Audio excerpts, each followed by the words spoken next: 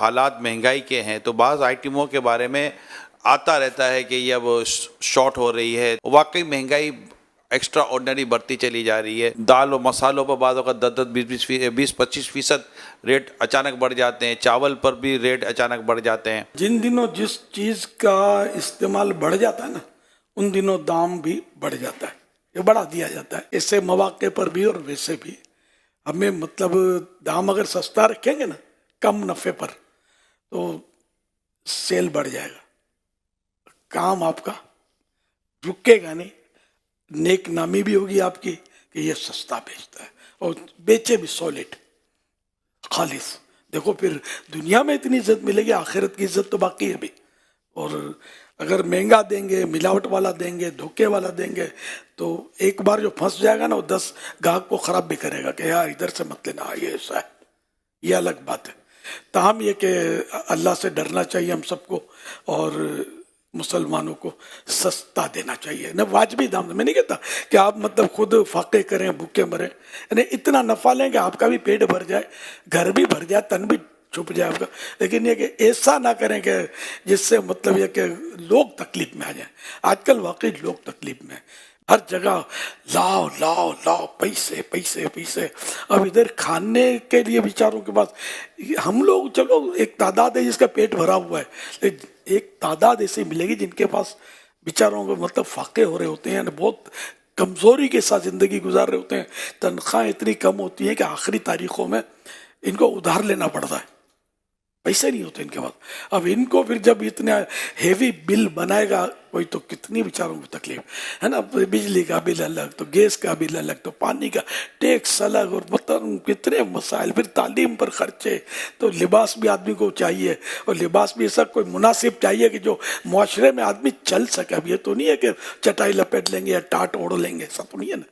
कोई वाजबी सा लिबास तो आदमी पहनेगा ना, ये भी इसकी जीनत है, इसका ज़रूरत है इसकी। अभी पिछले दिनों किसी से दावत इस्लामी के डोनेशन के लिए मेरा रब्ता हुआ था, तो उनकी तरफ से भी ये मुझे बात पता चली कि उन्होंने अपने मुलाजिमीन के ताल्लुक से इन्होंने अच्छी एक तरकीब बनाई और मुलाजिमीन की तनख्वाहें बेहतर करना और मुलाजिमीन के जो मसाइल हैं ना उसको हल करने पर उन्होंने कमर कसी हुई है। यानी एक एक फैक्ट्री के अंदर 200, 300, 400 मुलाजिमीन होते हैं और आपका जो ईयरली बेनिफिट है, ईयरली जो प्रॉफिट है, उसको भी आप देख लें। अगर आप अपने मुलाजिमीन में 2-2, 3-3, 4-4 हज़ार की सैलरी भी बढ़ा देते हैं ना, तो आपका थोड़ा बहुत प्रॉफिट बज़ाहिर तो कम होता नज़र आएगा, लेकिन ये याद रखिएगा कि इनकी दुआएं और इनके यहाँ से जो आपको फिर जो फ़वाइद हासिल होंगे ना, उसकी एक अपनी इंपॉर्टेंस होगी। और अल्लाह की रज़ा चाहेंगे तो क्या बात है मदीने की, अल्लाह की रज़ा के लिए काम हो। मेरा बस चले ना, दावत इस्लामी के जो कितने हज़ारों मुलाजिम, सबकी डबल तनख्वाह कर दूँ, अभी बैठे बैठे ऐलान कर दूँ, मेरा बस चले तो। लेकिन मुझे पता है कि मैं बेबस हूँ, अरबों खरबों रुपए चाहिए फिर डबल करने के लिए। नहीं, अल्लाह पाक, मैं हमदर्दी का इज़हार कर रहा हूं, मुझे समझ आती है। देखो वो हम बचपन से सुनते, व्यापार का पार नहीं है, व्यापार जो पार नहीं, ताजिर बढ़ता जाता है, मुलाजिम बेचारा उसका मीटर चलता है, फिक्स मीटर होता है। अब इसकी 20,000 तनख्वाह, उसकी 35,000 तनख्वाह, उसकी 50,000 तनख्वाह। अब होटल में जाओ तो 1,000-1,200 तो झटके में निकल जाते होंगे एक टाइम। अगर कोई वाजबी सा खाना खाए आदमी, कपड़े लत्ते, तालीम पर खर्चे, किराए, ये वो है ना कि बहुत खर्चे, जिंदा इंसान है। फिर वो दवा डॉक्टर, सबके खर्चे, बहुत खर्चे। तो यूं मतलब यानी कि तनख्वाह जो होती है ना, इसमें तरक्की कम होती है, ज़ाहिर है कि आहिस्ता आहिस्ता होती है। और हम लोग मजबूर हैं कि हम इतना चंदा कहाँ से लाएं यार। अभी फिलहाल इतना चंदा कर रहे हैं हम लोग ना, अरबों रुपए खर्चा था समय। तो पिछले साल 2022 में तकरीबन, जो बीच में भी आपको याद होगा, मैं उस वक्त इटली में था और यहाँ मद्दी मुज़ाकरा जारी था और हमने आपस में मशवरा किया था कि इनकी तनख्वाहें इतनी इतनी बढ़ानी चाहिए।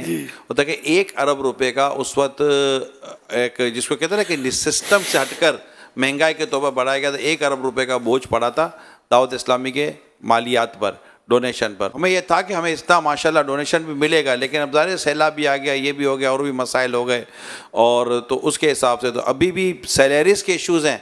यानी बाद वक़्त लोगों को ये लगता है कि दावत इस्लामी को अभी क्या ज़रूरत है पैसे देने की, इनके पास पैसे की कमी थोड़ी है। ये तो ऐलान करते हैं कि हमारा इतने अरब का खर्चा है, इतने अरब का खर्चा है।